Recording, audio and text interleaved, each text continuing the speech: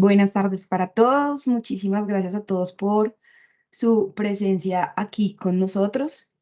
Vamos a dar inicio a nuestro webinar, el cual tenemos un invitado súper especial, un amigo de la casa, Jonathan Sánchez.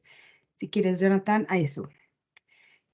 Em, Agradecemos a las personas que se están conectando. Al final de la jornada vamos a realizar una sesión de preguntas y respuestas en donde pueden ir haciendo sus preguntas en el chat y al final las estaremos respondiendo para que sea un espacio bien provechoso para todos. Ahora sí, pues, Jonathan, bienvenido. Jonathan es especialista sectoral y corporativo en cambio climático y biodiversidad WWF Colombia. Es ingeniero químico de la Universidad de los Andes, especialista en Derecho Ambiental de la Universidad de Rosario. Cuenta con más de 10 años de experiencia en consultoría en sostenibilidad y cambio climático. Fue coordinador em, y sectorial de Minas y Energías de la Estrategia Colombiana de desarrollo bajo en carbono, adaptada y resiliente al clima.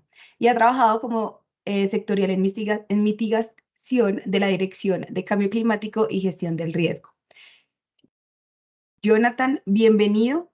Muchas gracias por aceptar nuestra invitación. Esperamos que sea un espacio de mucho conocimiento, de mucho aprendizaje y bueno, quedamos en tus manos. Muchas gracias, Karen, y muchas gracias a los invitados e invitados que están aquí. Voy a compartir un segundito pantalla. Me cuentan si ya se ve o...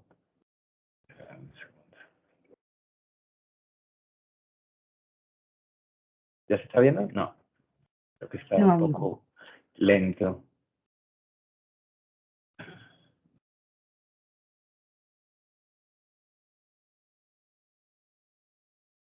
Listo, ahora sí, ya estamos viendo tu pantalla. Ah, ya no. Ah, disculpen. Ya, creo que ya. Lo resolví. ¿Listo?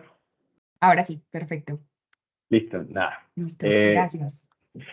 Primero que nada, pues gracias por estar en este espacio. Trataré de hacerlo bastante ameno, que esta iniciativa es un poco, para que no se entienda como algo demasiado abstracto ni difícil, voy a hablarles sobre esta. Y quiero contarles o contextualizarles un poco como la problemática global, una introducción hacia esta iniciativa. Pero quiero darle unos puntos específicos sobre eso, y es que, pues, ya estamos superando ese umbral de 1.5, más allá de lo cual la humanidad y otras especies pueden resistir. Hemos reportado un aumento de temperatura sostenido entre 0.95 y 1.2 grados Celsius. Hace poquito sale la noticia de que hemos vuelto a superar o romper un récord equivocado en temperaturas en febrero de 2024, es el febrero más caluroso que hemos tenido. Y venía leyendo esta tendencia y desde el 2000 más o menos estamos teniendo esta noticia de prensa recurrente. Cada año rompemos ese récord de ser el año más caluroso.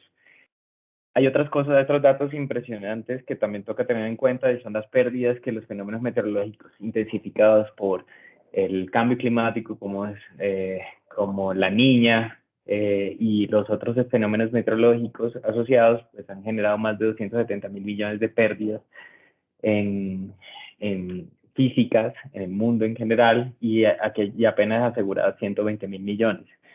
Entonces, a pesar de que hay avances, son insuficientes hasta ahora, y hay una brecha de financiación enorme en las estimaciones que sugieren de 10.4 billones de dólares al año sostenidos que se tienen que hacer en comparación con 1.2 billones de dólares que se han adoptado, se han podido financiar hasta ahora. La idea de los objetivos basados en ciencia es poder llevar a las empresas o al sector privado a que puedan hacer algo más.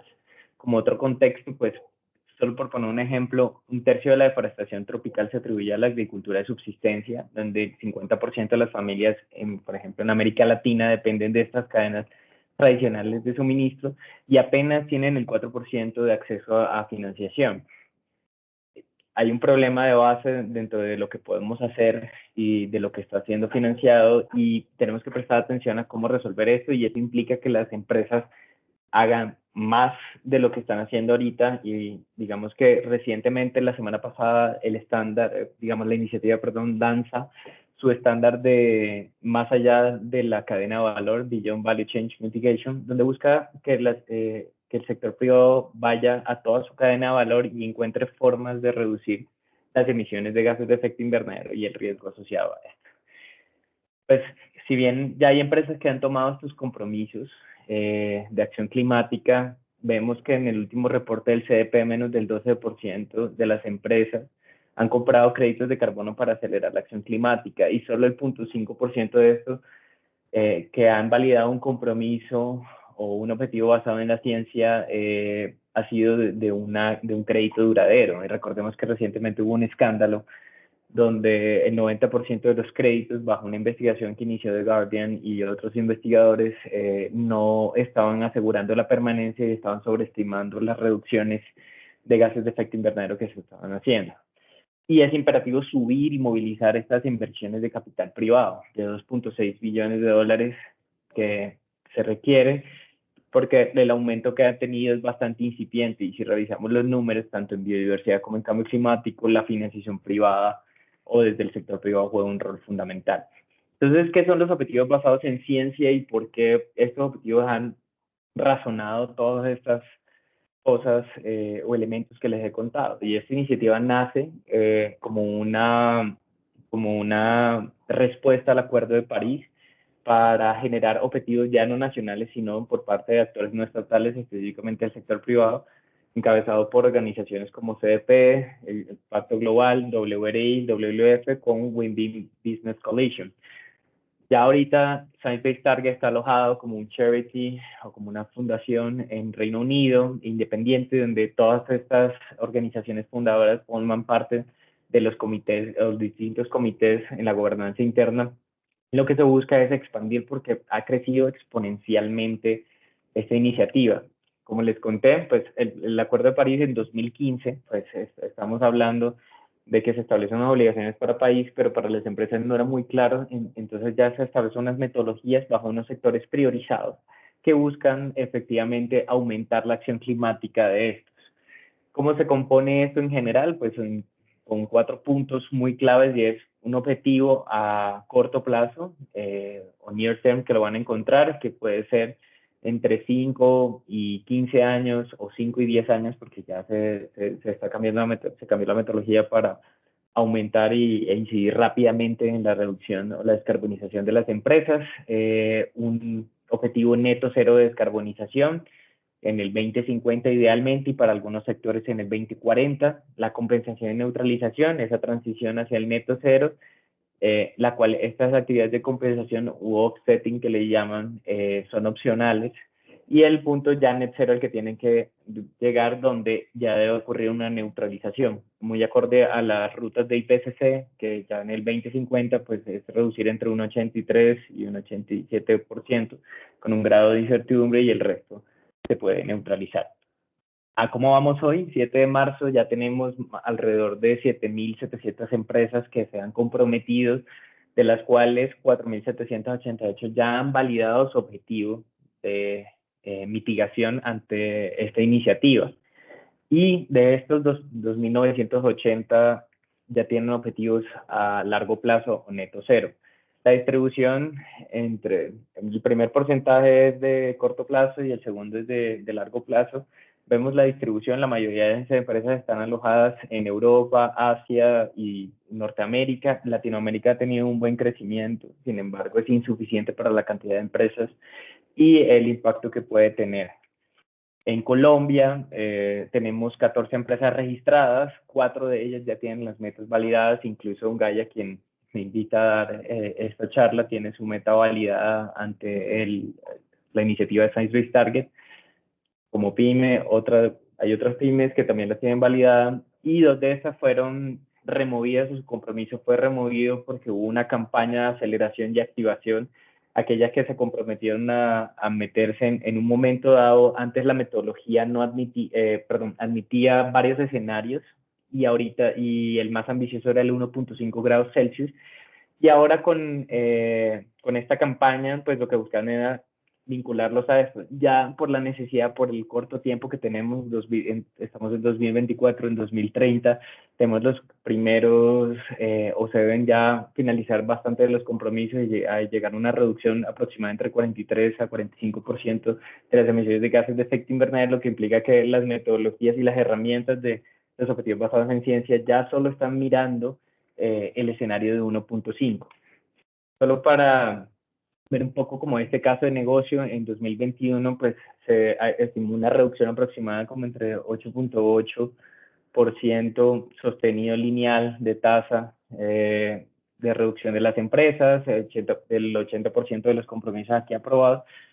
Quiere decir que funcionan, que ya les entrega unas herramientas para tener una senda de descarbonización, redujeron sus emisiones de alcance 1 y 2 en un 12% y una disminución total casi de un 30% entre 2015 y 2019.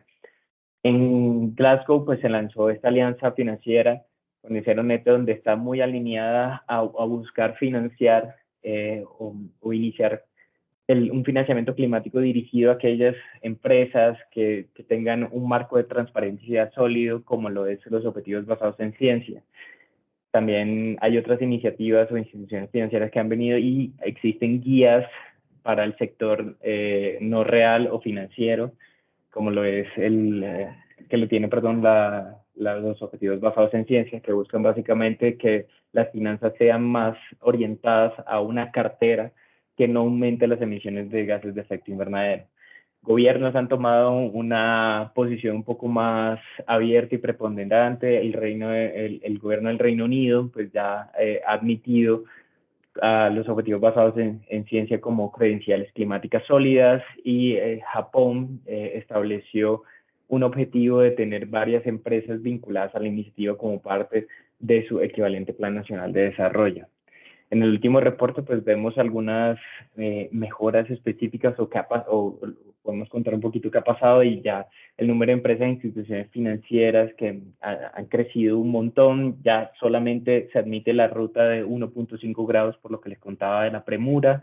34% de estas empresas que establecieron objetivos son parte de esta economía mundial gigante, representan un gran porcentaje de los activos globales. El 88% de estas empresas cotizan en algún índice o alguna bolsa. Japón, oye, me quedé en inglés, perdón, es uno de los que más tiene empresas vinculadas y hemos observado que otros países que no, digamos, resaltan por sus emisiones de gases de efecto invernadero empezaron también a tener empresas o un sector privado mucho más motivado a unirse, como Myanmar, Albania, Malta. El crecimiento es significativo. Ya tenemos varias empresas que se han vinculado al objetivo neto cero y el 60% de las empresas que se vinculan usualmente están en los sectores de servicios, fabricación e infraestructura. Servicios es como la más recurrente, pero también por la cantidad de empresas que existen en el mundo en esta categoría.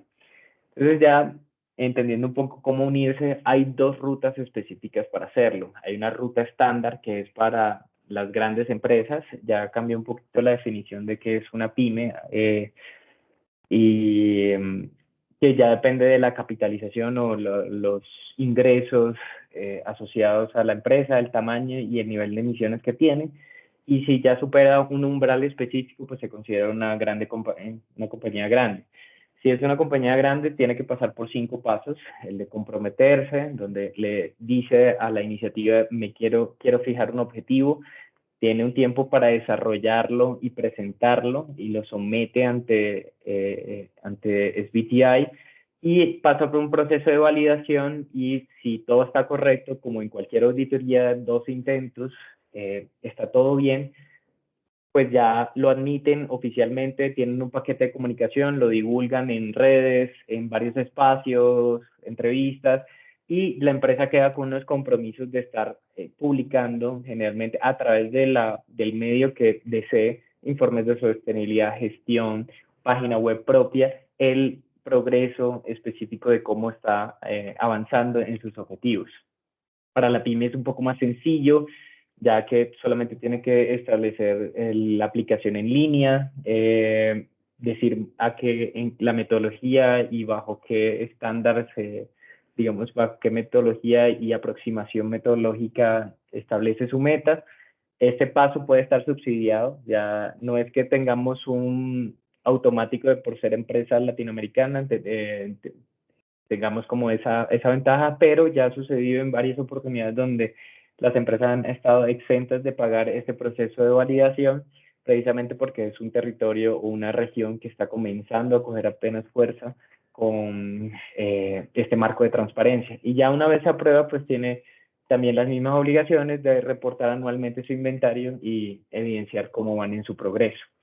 ¿Cómo establecer este objetivo? Pues hay dos metodologías, básicamente. Una que se llama la convergencia por intensidad de carbono o enfoque de descarbonización sectorial y otra una contracción absoluta total de las emisiones.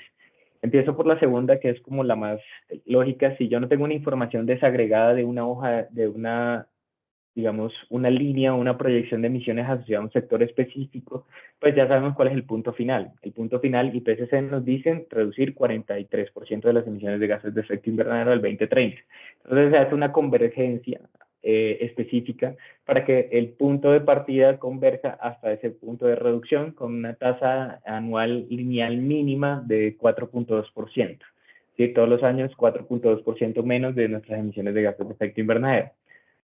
Si hay información sectorial, es decir, los escenarios utilizados para modelar IPCC o que utiliza la Agencia Internacional de Energía o que se pueda construir a base de otras modelaciones creíbles y totalmente transparentes y respaldadas por comunidad internacional, pues ya se utilizan estos enfoques de descarbonización sectorial que ya presentan un índice de intensidad asociado a toneladas de CO2 por tonelada de cemento producido, por tonelada de acero producido, por kilovatio hora generado, entre otras, que la recomendación siempre es como tener los dos objetivos porque los dos se hablan, si existe la posibilidad, para demostrar efectivamente que sí se está dando una reducción absoluta y también de intensidad frente a las emisiones de la compañía.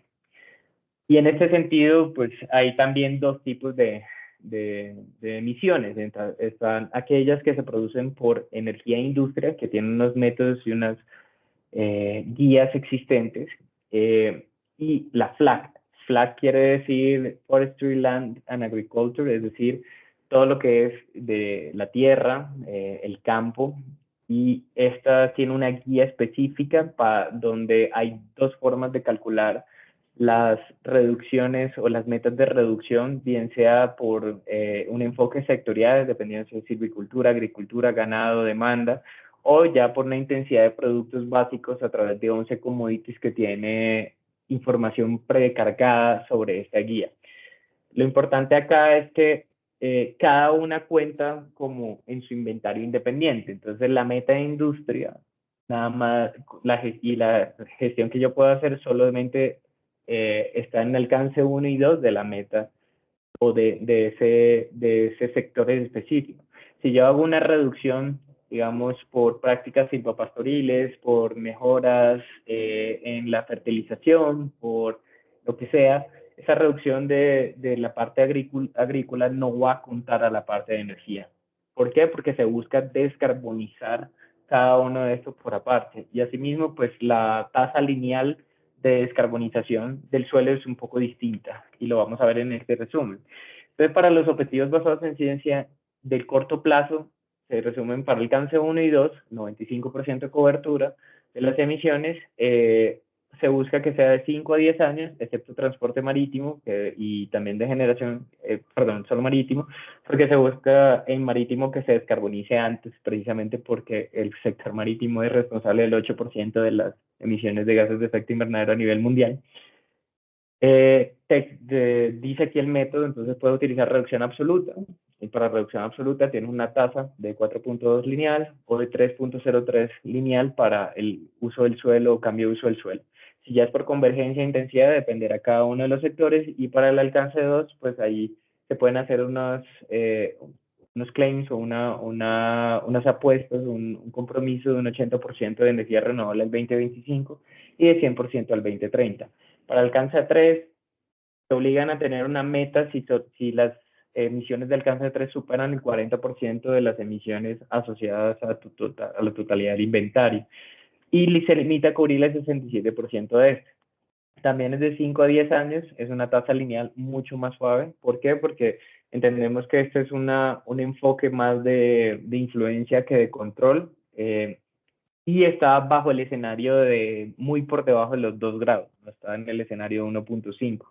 Entonces se pueden establecer metas de reducción absoluta con esta tasa lineal, con convergencia de intensidad específica si compro servicios de alguna de las empresas que ya tengan guías, o puedo tener metas de involucramiento de proveedor, o sea, el 80% de mis proveedores están metidos en la iniciativa, o de reducción de intensidad económica y física del alcance 3.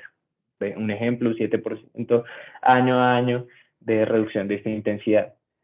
Para las metas de largo plazo, como les decía, igual que en los escenarios de IPCC, se busca que tenga una reducción del 90% absoluta en la parte de energía e industria, un 72% en uso del suelo y otras variaciones asociadas. La convergencia ya dependerá específicamente del sector y que sean 100% renovables. Y esto aplica también para alcance 3. La única diferencia que les comentaba antes es que generación y transporte marítimo se les insta a alcanzar estas metas en el 2040 por la premura y la necesidad, entendiendo que el sector de generación y transporte marítimo juntos aportan una gran cantidad de gases de efecto invernadero y ya hay unas soluciones plausibles para tenerla. Si hay una pregunta como, bueno, pero el sector marítimo es mucho más difícil, las tecnologías no están. Para la muestra, Maersk, que es una de las grandes casas navieras del mundo, estableció hace un mes su meta de descarbonización en su compromiso de corto y largo plazo. Entonces también hay una apuesta también del sector privado en tratar de reducir las emisiones, y hay unas empresas que están marcando el liderazgo asociado a esto. Estas son las guías que se han finalizado desde el lado derecho. Hay unas que están en construcción y desarrollo, hay otras que se están incubando. Esta de más allá de la guía de mitigación de la cadena de valor fue la que salió la semana pasada. Me falta mover esta cajita y les invito a explorarla. Yo dejo la presentación hasta ahí. Solamente quería contarles esto. No sé si haya alguna pregunta y podamos entrar en algún detalle o quieran ver algunos ejemplos. Claro que sí, Jonathan, pues muchísimas gracias. Acá tenemos un par de preguntas, igual las personas que tengan alguna pregunta adicional la pueden ir haciendo para poderla resolver. Justo en este momento, la primera pregunta nos la hace Santiago y nos dice: buenas tardes, para las empresas pymes, dice que se debe realizar un pago correspondiente. ¿Este valor cuál es? Listo, ya te muestro cuál es el pago. Digamos que esto va en función de la empresa. Pero lo que les decía anteriormente, la idea es que si se están metiendo en el estándar por primera vez, aprovechar que hay estos subsidios cruzados de la iniciativa, que lo que busca es incentivar que se metan más empresas en esto, y a las pymes pues claramente no tienen una consideración un poco mayor frente a otros sectores que son mucho más grandes. Estoy buscando el costo.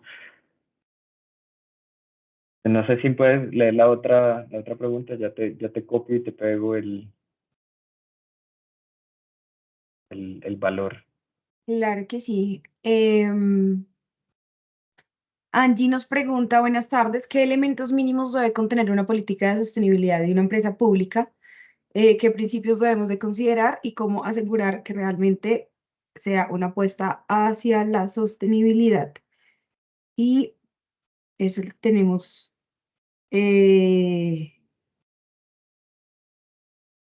bueno, esta pregunta la tenemos ahí. Listo, si quieres trato de contestar esta. Claramente la sostenibilidad empresarial es un poco más amplia en el sentido de que tienes que tener los elementos económicos, ambientales y sociales. Lo importante es que tengan los pilares mínimos frente a esto y la política de política sostenible de una empresa nace principalmente de la materialidad que pueda entender. Ahorita se está hablando mucho de la doble materialidad, es decir, de qué dependo yo y cómo impacto. Y cuando yo hago esa doble materialidad, específicamente puedo saber sobre qué tengo que ser sostenible. Si para mí el cambio climático es material, pues claramente entiendo cómo me afecta a mis operaciones y cómo yo afecto a otras operaciones o impacto a la sociedad asociado a eso y genero una política de sostenibilidad asociada a eso, básicamente. Pero la otra invitación es, lo que pasa es que es bastante complejo, son bastante extensas, revisar las guías de Green, que ha hecho un trabajo bastante extenso. Lo que pasa es que esto considera varias cosas como formalidad en el empleo, no esclavitud infantil, cadenas de suministro, dignidad en el trabajo. Tiene varios componentes que son mucho más de lo ambiental y romper ese paradigma de que la sostenibilidad es solamente un gas de efecto invernadero o cumplimiento ambiental, es parte como de esa misionalidad de las empresas, ir un poco más allá de entender lo que le exige la normativa. Sobre la pregunta que me hacían ahorita, voy a compartir un segundito la pantalla que también les quería mostrar Science Based Targets, cómo interactuar con esto.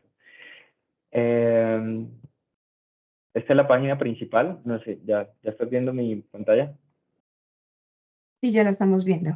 Esta es la página principal de Science Based Targets. Uno podría aquí entrar a las guías sectoriales que les decían. Los sectores que cubren son aluminio, moda, aviación, edificios, cemento, químicos, instituciones financieras, tecnología, uso del suelo, marítimo, oil and gas está en desarrollo. Aquí hay un disclaimer porque están desarrollando la guía. Hay una política estrictamente donde dice que las empresas de oil and gas no pueden entrar al estándar hasta que realmente haya una metodología asociada a esto. Generación de energía, acero y transporte. Con respecto a las pymes, aquí establecen las condiciones para poder calificar primero como pymes y es tener menos de 10.000 toneladas de CO2 en los alcances 1 y 2 de sus inventarios que no estén clasificadas como instituciones financieras o sectores de oil and gas, que no tengan una forma de generar una meta de reducción de descarbonización sectorial específica. Hay empresas que son pequeñas, pero son, digamos, grandes en operación y emisiones, y que no tengan una senda propia, básicamente, que no sea una subsidiaria de una compañía grandísima, que tenga menos de 250 empleados, que facture más de 50 millones de euros, menos de 50 millones de euros al año, que sus activos sean menores a 25 millones de euros y que no sea parte del sector AFOLU. Estas son las condiciones para hacer como una empresa específica y el fin te lo dan dependiendo de estas condiciones cuando tú ya escribas directamente al estándar y a la iniciativa para saber cuánto es realmente lo que debes pagar como empresa. Claramente tú tienes la opción, como les decía, de solicitar una ayuda financiera al momento de aplicar a esto. Entonces, aprovechando que ya estamos acá, también les quería mostrar un poco el dashboard. El dashboard es básicamente cómo está pública la información de las empresas que hacen parte de la iniciativa. La iniciativa utiliza esto para dar cuenta de cómo están avanzando los compromisos, quiénes están dentro de la iniciativa y en qué estado están. Aquí podemos ver que hay de todos lados, pero hagamos el ejercicio solamente con Colombia por ahora.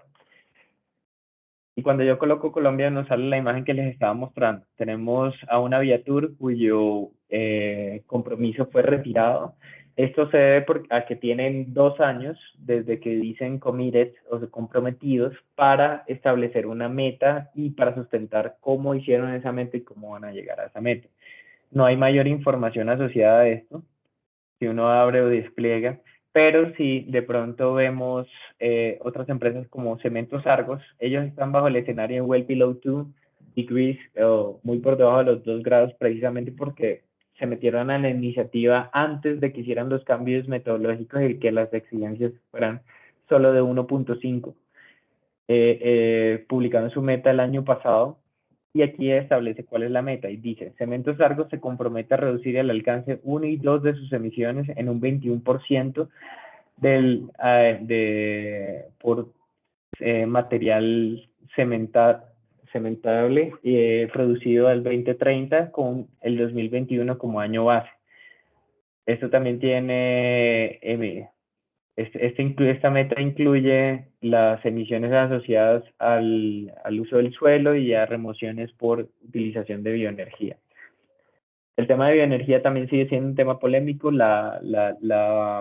El estándar o la iniciativa lo que busca es limitar la cantidad de eso porque es muy difícil garantizar la sostenibilidad o el buen manejo de los suelos para conseguir esta bioenergía. Tenemos aquí pues Gaia, acá está como parte de la meta, pues, y para demostrar que las empresas no tan grandes como Gaia pueden incluso meterse a metas ambiciosas. Gaia se compromete a reducir sus emisiones de alcance 1 y 2 en un 42% al 2030 con un año base de 2020 y que medirá sus emisiones de alcance 3. También Odinsa, si lo vemos, porque no hay muchas empresas que se animen a alcance 3. Odinsa es un ejemplo bastante interesante que busca reducir sus emisiones de alcance 1 y 2 en un 68% al 2030 con línea base de 2018 y reducir las emisiones de alcance 3 de un 15% en la misma horizonte de tiempo. Esto quiere decir que se puede hacer. Yo los invitaría a jugar con esto. Si nos vamos a, por ejemplo, los estándares o las guías sectoriales, cada una varía. Hay unos sectores que son mucho más difíciles. Yo quería aprovechar para mostrarles cómo navegar estos recursos, que sea un poco más interactivo. No, como les mostraba, no todos ya están desarrollados, algunos están en su fase de diseño, otros ya están finalizados, otros se encuentran en desarrollo. Si nos vamos a cemento, por ejemplo, ¿qué nos vamos a encontrar? Aquí habla la problemática, porque es importante, quiénes han participado en el comité de construcción y de consultivo de la iniciativa, la línea de tiempo de construcción y los recursos. ¿Qué vamos a encontrar acá? Vamos a encontrar la guía de cemento, vamos a abrir un segundo, donde paso a paso nos va a indicar qué estamos viendo y cómo vamos a utilizarla. Cabe decir que estas guías todavía no existe un mandato periódico de actualización, pero se está pensando actualizar guías tales como las de generación y las de generación, la de moda, la de FLAC va a tener algunas mejoras. Es decir, también esto presenta unos desafíos porque todos los años estamos generando nuevos escenarios y la idea es estar a la par, pero también ser responsables con las empresas que ya se han vinculado a esto. Entonces, por ejemplo, Cemento, que es responsable del 7% de las emisiones de gases de efecto invernadero y se estima que va a haber un crecimiento, tiene esta guía donde lo que se busca es cómo entender a utilizarla, cómo sus metas de corto plazo se tienen que estar dando y cómo se ve de manera ilustrativa el uso de estas guías. Entonces, como ellos sí tienen una ruta de descarbonización sectorial, claramente aparecen en las perspectivas de la Agencia Internacional de Energía, vamos viendo cómo la idea es bajar esa intensidad por material cementante y la compañía debería estar por debajo de la línea de meta. Si en algún momento en un año no cumple esa reducción lineal a la que se compromete, pues la idea es aumentar los esfuerzos en los años subsiguientes para compensar esa, digamos, esa subida de emisiones asociadas a esto. Y aquí también podemos ver, bueno, aquí te dice un poco el alcance, qué es lo que se está contando, está supremamente bien anclado a la al protocolo de gases de efecto invernadero. Y aquí también presentan los casos específicos, aquella empresa que tenga generación de tanto de cemento como de concreto, la que sea solamente de cemento sin clinker. Y para cada uno de esos casos hay una forma y te explican cómo se hace una meta o cómo se hacen varios tipos de metas asociadas al tipo de, de proceso al cual tú tengas acceso. Sí, de todos modos digamos, una limitación o una barrera idiomática. Podemos revisar esta página que es BTI México. México tuvo un proyecto piloto muy interesante. Esto no está tan desactualizado, obviamente es con reserva, no está 100% validado, pero SBT México tiene muchos de estos recursos ya traducidos. Lo que les he explicado, cómo fijar una meta para empresas grandes, instituciones financieras, cómo tomar acción, colaboración, hay talleres de capacitación como este, preguntas frecuentes. Ya cuando uno se empieza a meter en los recursos asociados a esto, ya empieza a ver qué hay. Entonces aquí te explican, bueno, listo, paso 1, paso 0, etcétera, y puedes encontrar las guías asociadas ya traducidas frente a esto.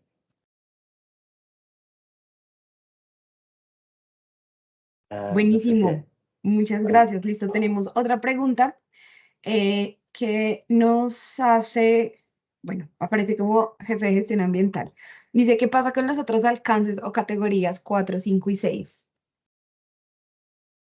Sí, yo creo que preguntas es por la ISO, que la ISO 14064 en su actualización separa de 3 alcances a 6 alcances. Esas hacen parte más de alcance 3. Hay una guía específica para alcance 3 que maneja el estándar. Ya, si quieres, lo vemos en un momentico. Alcance 3, aquí, si nos regresamos al Science Based Target, hay unos recursos. Aquí te explican cómo hacer el target, pero en los recursos, aquí, commit. Tenemos, bueno, porque preguntaba de las empresas PYME, acá está, que no recuerdo. Estoy viendo dónde cambiaron eso. Bueno, sí. So, hay una guía específica que te habla de estas recomendaciones, cómo hacer lo de alcance 3. Ellos tienen un blog y tienen unos recursos específicos que te explican cómo cubrirlas. Esto hace parte porque no se habla de la ISO acá, y es porque ya está demasiado interiorizado el protocolo de gases de efecto invernadero en el sector empresarial como para ponerles una dimensión más de dificultad. La ISO lo hace con un muy buen propósito, que es tratar de evidenciar y que queden en los, por ejemplo, en los informes de sostenibilidad, una especificidad mejor de qué tipo de emisiones de alcance 1 o directas estamos hablando y también de alcance 2 estamos hablando, pero complica un poco más las cosas. Entonces, por ahora simplemente es una agregación, no se habla de 4, 5, 6, se habla de alcance 3 únicamente, y acá están las recomendaciones por parte de SBTi a través de su blog de cómo abordarlas. Perfecto, listo. David nos pregunta, ¿en qué páginas, foros, canales podemos investigar más sobre este tema de metas basadas en ciencia? Y antes de tu respuesta, voy a hacer una cuña publicitaria acá. Y dentro de Gaia acompañamos a las organizaciones durante todo este camino de ver si es posible por medio de un plan de descarbonización acercarse a una meta basada en ciencia. Entonces, quienes estén interesados nos pueden escribir, ya vamos a dejar los datos de contacto y ahora sí, puedes responder la pregunta. Necesitaba hacer la cuña. Vale, no te preocupes. Hay muchos recursos que están en Internet. Yo sé que suena como un poco facilista esta respuesta, pero digamos, la iniciativa se preocupa mucho por tratar de mantener actualizada su información. Entonces hay dos recomendaciones asociadas. La única limitación que sí tiene es que la información está en inglés, y ahí sí les les encargaría o les pediría que utilicen los servicios de traducción de Google, donde tenga la opción de traducir aquí, para que sea mucho más fácil su entendimiento de, de la información que se está presentando. No sé si alguna vez lo han utilizado o no, pero digamos, aquí en los tres punticos y en traducir, pues ya no es lo más perfecto, pero ayuda un montón. Y también en Google Translate, solo como por recurso adicional, si ustedes bajan una guía, pueden poner aquí documentos y traducir un documento del inglés al español que les da una orientación asociada a esto. Ahora ya específicamente sobre los recursos, lo primero que les tendría que recomendar es el newsletter que tiene Science Based Targets, que ellos tienen, que se llama SBTI Insider, y permanentemente una vez al mes están sacando esta misma información y te llega al correo sobre las nuevas actualizaciones de la iniciativa. El otro que les recomiendo es a través de LinkedIn. Son muy activos en LinkedIn, tanto ellos, el estándar, como los miembros de Science Based Targets. Y están publicando estas mismas noticias y referenciando otras de interés para ellos. Aquí está el perfil de LinkedIn. Ah, no. Van a tener internet lento. Bueno, pero ya sabemos que los podemos también seguir y conectar por medio de LinkedIn. Sí, no, digamos que lo chévere de LinkedIn es que más allá de solamente las noticias, ellos están publicando también ofertas laborales, están publicando ciertas actualizaciones más de noticias cortas. Por ejemplo, cuáles han sido las últimas actualizaciones, son mucho más digeribles. Y por último, el canal de YouTube de ellos, de Science Based Targets, es bastante actualizado en el sentido de que, por ejemplo, hace 2 semanas ya subieron otra vez capacitaciones básicas, capacitaciones muy básicas sobre qué es una meta, qué se entiende por alcance 1 y 2, entre otras. Y es un muy buen canal donde también cada vez que lanzan una nueva guía la explican, la debaten. Yo ya estoy suscrito. Por ejemplo, este fue el material que sacaron hace 2 semanas sobre qué es una meta, cuáles son los alcances, qué es un año base, qué es un año objetivo. Aquí explican otras guías y otros recursos que se mantienen muy actualizados, y pues ahora que ha crecido bastante, es uno de los canales más confiables para enterarnos de las últimas actualizaciones. Perfecto, muchísimas gracias, Paula. Nos pregunta para las instituciones financieras que tienen inversiones en empresas de oil and gas, ¿cómo deberían gestionar sus metas? Excelente pregunta. Esa es una pregunta, es fácil, pero a la vez no es tan chévere de escuchar, y es, hay que descarbonizar las carteras. Hay muchas estrategias para hacerlo. Una de esas específicamente es dejar de invertir o dejar de financiar emisiones, que básicamente es lo que se busca a nivel global. Hay matices sobre esto. Lo otro es hacer una presión positiva sobre estas empresas para que también opten por rutas de descarbonización.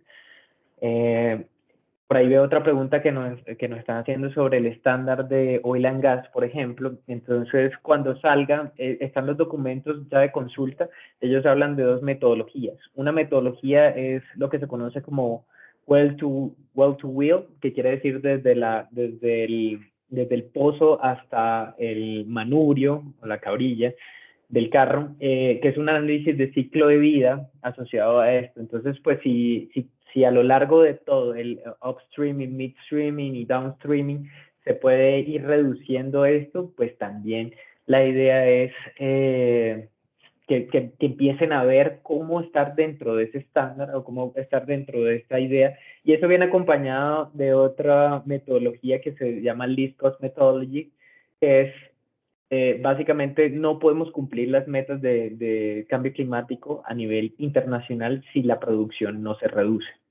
The Guardian y otros lo han llamado como los carbon bombs, las bombas de carbono que existen.